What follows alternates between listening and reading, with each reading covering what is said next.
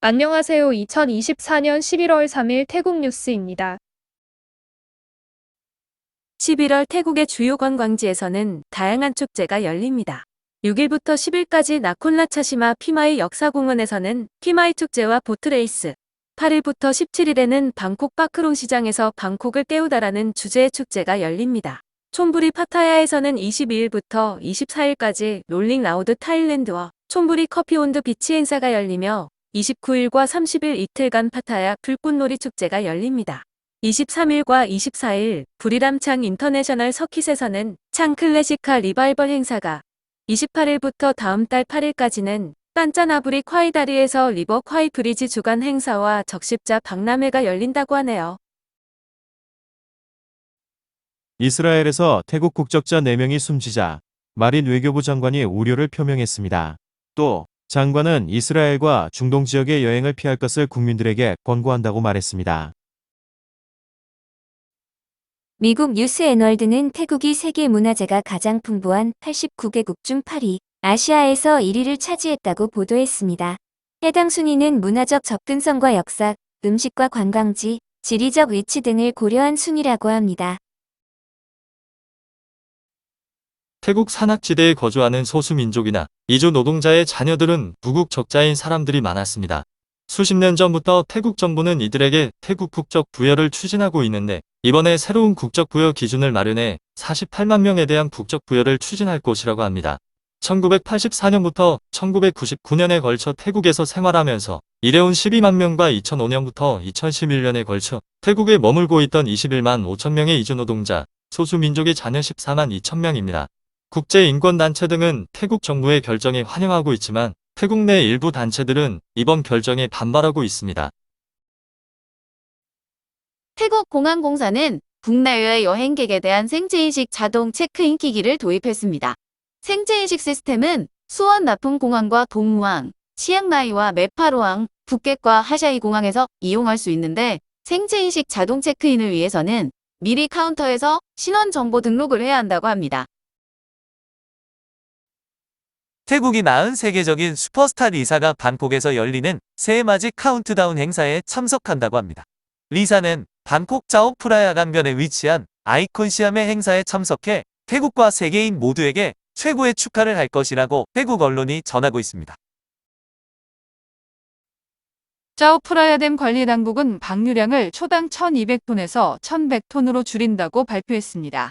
현재 방콕과 수도권 일부 지방은 짜오프라야강의 유량 증가로 침수 위험이 계속되고 있어 강변 저지대는 주의가 필요하며 남부지방에는 폭우로 인한 돌발 홍수와 산사태에 유의해야 합니다. 기상국은 태국이 겨울 건기에 들어가면서 북부지방의 기온이 1에서 2도 낮아질 것으로 예보했습니다. 또 6일까지 뿌라쭈 앞 키리칸과 춤폰, 수라타니와 나콘시 탄마락, 푸켓과 끄라비 등 남부지방에는 폭우가 내릴 수 있어 홍수와 산사태에 주의해야 한다고 촉구하고 있습니다. 건기에 들어서면서 방콕 시내의 대기 정체로 인한 초미세먼지 오염이 다시 시작되었습니다. 당국은 10일까지 오염 농도가 상승할 수 있다면서 노약자와 임산부, 호흡기 질환자의 주의를 당부했습니다. 빠칭부리 시마하폿에 위치한 중국인 소유의 공장은 산업부로부터 폐쇄 명령을 받았지만 이를 무시하고 계속 운영 중인 것으로 나타났습니다. 다른 사람을 내세워 면허를 받아 사실상 무허가 상태로 공장이 운영되고 있었는데 해당 공장에는 유해 화학물질이 가득 쌓여 있었다고 합니다. 치앙라이 지방의 대홍수 이후 복구 작업이 실시되고 있지만 매사이 지역의 복구는 더딘 상황입니다. 기온까지 2에서 4도 떨어지면서 이재민들은 추위까지 견뎌야 하는 상황이라고 합니다. 당국은 이재민들을 위해 이불 등을 제공하고 있다고 설명하고 있습니다. 지라유 총리보 대변인은 태국의 출생아 수가 지속적으로 감소해 2020년에는 연간 40만 명 정도가 태어났다며 우려를 표했습니다. 영아부터 25세 사이의 어린이와 젊은 층 인구는 1980만 명인데 지속적인 출생아 수 감소로 태국의 총 인구수는 과거 7천만 명에서 현재는 6,600만 명으로 내려앉았다고 설명했습니다. 방콕 시내의 벤짜키띠 공원 내에 있는 벤짜키띠 스포츠센터에는 태국 최대의 스케이트보드 공원이 조성되었다고 합니다. 1400평방미터의 면적으로 오전 4시 30분부터 밤 10시까지 무료로 개방된다고 합니다. 5일까지 방콕 수도권에는 천둥 번개와 강한 바람을 동반한 폭우가 내릴 수 있다고 경고하고 있습니다. 당국은 폭우가 내릴 때 큰 나무나 옥외 광고판 근처에 있지 말라고 촉구하고 있습니다.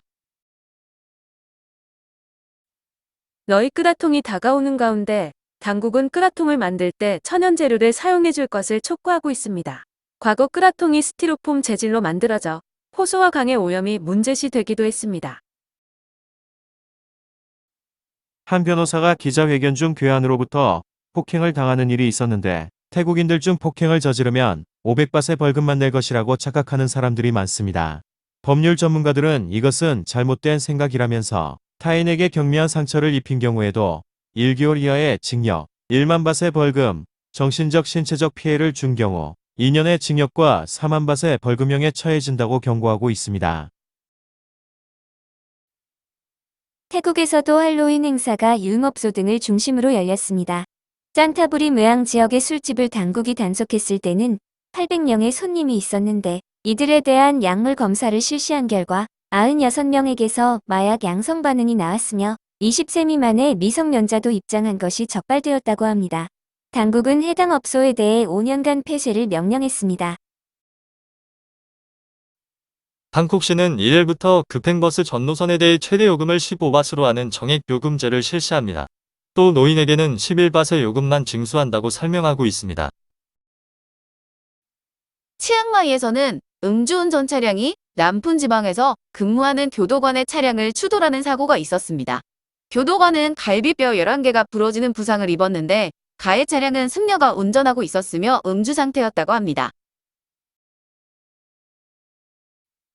수도권 경찰은 강도강간 혐의로 34세 남성을 방콕야이 지역에서 체포했습니다. 경찰은 위조한 경찰 신분증과 실탄이 든 권총, 경찰 제복과 방탄복을 증거물로 압수했습니다. 방콕시 의회는 쓰레기 수거료를 조정하는 조례를 통과시켰습니다. 기존에는 일률적으로 월 80바트를 부과하고 있었지만 분리수거를 하는 가정에게는 월 20바트, 분리수거를 하지 않는 가정에는 월 60바트를 부과하는 것으로 조정되었습니다. 방콕시에 따르면 전체 200만 가구 중 분리수거를 실시하는 가정은 5만 가구 정도라고 합니다. 아이콘 그룹의 다단계 판매 사기 수사가 계속되고 있는 가운데 경찰은 현재까지 접수된 피해 신고 건수는 9,862건이며 피해액은 3억 440만 바트에 달한다고 밝혔습니다. 패통탄 총리는 마티아스 코먼 OECD 사무총장을 만나 태국이 OECD 회원국이 되기 위한 준비가 되어 있다고 재차 밝혔습니다. 총리는 OECD 가입으로 태국 국민에게 큰 혜택을 가져올 것이라고 믿는다면서 태국의 규칙을 국제 표준에 부합되도록 개선을 가속화할 것이라고 설명했습니다. 미국 대선이 코앞으로 다가온 가운데 해리스 또는 트럼프가 당선되었을 때 태국에 어떤 영향을 주는지를 요약한 기사가 나왔습니다. 해리스가 이기면 태국의 무역과 다양한 분야의 투자에 좋을 것이며 수출 기회도 더 많이 생길 것이라면서 바트와의 강세도 유지될 것이라고 합니다. 하지만 트럼프가 이기면 태국은 여러 도전에 직면할 것으로 미중 무역 분쟁이 심화되면서 관세가 대폭 인상되면 중국 기업들이 태국으로 이전할 수 있지만 아메리카 퍼스트 정책에 따라 미국의 태국 투자가 줄어들 것이라고 하며 바트와는 약세가 될 것이라고 합니다. 해리스 당선 시 태국 경제는 3.2%, 트럼프가 이기면 2.5% 성장할 것으로 예측된다고 합니다. 수도권 경찰은 자신의 은행 통장을 팔아넘긴 28세 여성을 체포했습니다. 여성의 통장은 대포 통장으로 유통되어 사기 범죄에 쓰였는데 한 피해자는 마약 범죄에 연루되었다는 말에 속아 320만 바트를 대포 통장으로 송금했다고 합니다. 한편 여성은 통장을 판매한 대가로 400바트를 받았다고 하네요. 올해 10개월간 태국을 방문한 외국인은 2,800만 명을 넘어섰으며 1조 3,253억 바트의 수입을 올렸다고 합니다. 태국을 가장 많이 방문한 국가의 여행객은 말레이시아로 이미 400만 명을 넘어섰는데 당국은 올해 말까지 더 많은 외국인 유치에 총력을 기울인다는 계획입니다. 수도권 경찰은 절도 혐의로 30세 남성을 방콕 두시 지역의 아파트에서 체포했습니다. 검거된 남성은 심야 시간 오토바이를 타고 다니면서 맨홀 뚜껑을 훔쳐 300밭에 팔아넘겼다고 합니다. 건기에 들어서면서 방콕 시내의 대기 오염이 다시 부각되고 있습니다. 방콕시는 시내 22개 지역을 지정해 대형 트럭의 진입을 금지한다고 밝히면서 더욱 강력한 미세먼지 저감 계획을 실시한다고 설명했습니다. 록부리 파타나니콤 지역의 도로에 방치된 픽업 트럭 내에서 야바 160만 정이 발견되었다고 합니다. 타이어가 터지면서 차량이 도로 옆 전신줄을 추돌하는 사고가 나자 용의자들이 차량을 버리고 도주했다고 합니다. 37세 중국인 남성이 심야 시간 파타야 거리를 걷던 중 12만 바 상당의 금목걸이를 소매치기 당했다고 합니다. 친구와 거리 풍경을 감상하며 산책 중 3명의 레이디보이가 다가와 갑자기 포옹을 시도했는데 불편함을 내비치자 레이디보이들은 곧바로 사라졌다고 합니다. 직후 소지품을 확인했는데 목에 걸고 있던 목걸이가 사라졌다는 것입니다. 방콕시는 개와 고양이에 대해 마이크로칩 이식을 의무화한다고 밝혔습니다. 또한 콘도 같은 좁은 공간에서의 개나 고양이 사육은 최대 2마리로 제한하고 주택의 경우에도 면적에 따라 최대 6마리까지로 제한하는데 그 이상 사육하려면 당국의 허가가 필요합니다. 당국자는 개와 고양이로 인한 물림사고가 다발하고 있어 이에 대한 관리 강화가 필요하다고 설명했습니다. 방콕 통로경찰서는 수쿠밋소이 40에 위치한 무어가 펍을 단속했습니다. 45층에 위치한 펍에는 다수의 손님들이 술을 마시며 춤을 추고 있었는데 20세 미만의 미성년자 4명이 있었다고 합니다. 파타야 좀티엔에서는 경찰 검문소를 돌파해 도주하던 30세 독일인 남성이 체포되었습니다. 검거된 남성은 빅바이크를 몰고 가다가 검문소를 발견하자 고속으로 검문소를 돌파했는데 이를 막으려던 경찰관을 치어 중상을 입혔다고 합니다.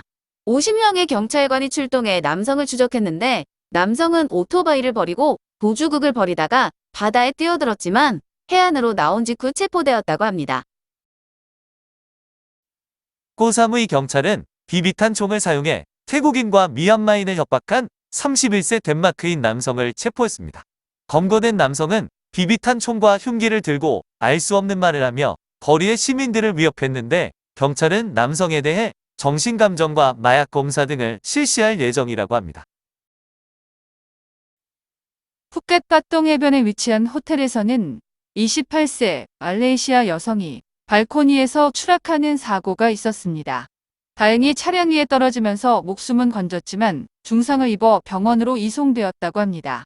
여성은 남편과 술을 마시고 풍경을 보기 위해 객실 발코니에 나왔다가 실수로 추락했다고 말했습니다. 태국의 건물 난간은 상당히 낮게 설치되어 있어 추락 사고가 잇따르고 있으니 주의가 필요합니다. 방콕 방스경찰은 차량을 훔친 52세 한국인 남성을 체포했습니다. 검거된 남성은 주유소에 시동이 켜진 채 주차된 택시를 훔쳐 달아나다 1km 떨어진 공원 울타리를 추돌했다고 합니다. 남성은 순찰 중이던 경찰관에 의해 현장에서 체포되었는데 입국한 지 얼마 되지 않은 것으로 알려졌습니다. 방콕 파야타이 경찰서는 관할 지역 내 불법 주정차 단속을 강화한다고 밝혔습니다. 특히 상습 정체가 발생하고 있는 펫부리와 라차프라롭 도로를 중심으로 불법 주정차 행위에 대한 단속이 실시된다고 합니다. 태국 내 파묘 가격이 상승하면서 태국 정부가 파묘 수출을 일시 중단시켰습니다. 올해 가뭄과 홍수로 인해 생산량이 감소했는데 이로 인해 재고량까지 감소해 가격 상승으로 이어지고 있다고 합니다. 방콕 퉁성원 경찰서는 외국인을 협박해 돈을 뜯어낸 태국 사이버범죄 수사국 경찰관 6명과 민간인 1명을 체포했습니다. 검거된 용의자들은 수사영장을 위조해 바누아투와 중국인 등이 거주하던 주택을 불법으로 수색 후 여권 위조에 관여되었다고 협박해 돈을 뜯어냈다고 합니다. 피해 외국인들은 협박에 못 이겨 결국 500만 밭을 줬는데 이후에도 70만 밭을 더 내놓으라는 협박이 계속되었다고 합니다. 라용 무앙 지역의 주택에서는 12세 캄보디아 소녀가 감전사하는 일이 있었습니다. 숨진 소녀는 충전 중에 휴대전화를 사용하다가 감전되었는데 구조대가 출동했지만 현장에서 사망 판정을 받았다고 합니다. 태국 SNS에는 서브웨이 매장을 이용한 고객들의 불만이 잇따르고 있다고 합니다. 음식 포장지에 잉크가 손이나 음식에까지 묻어서 먹지 못하는 상황이었다는 불만이 대량으로 접수되고 있다는 것입니다. 이에 대해 태국 서브웨이 운영사는 가맹권이 해지된 매장이 불법으로 운영하면서 인증되지 않은 포장 재료를 사용하고 있다면서 공식 인증점 여부를 확인하고 이용해야 한다고 밝혔습니다. 또 회사 측은 가맹권이 해지된 후에도 무단으로 운영되고 있는 점포에 대해 법적 조치를 취할 것이라고 덧붙였습니다.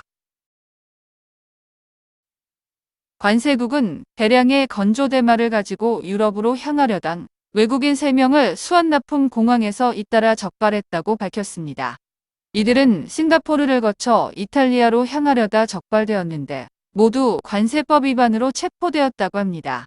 이들이 만약 싱가포르에서 적발되었다면 100% 사형을 선고받았을 것 같네요.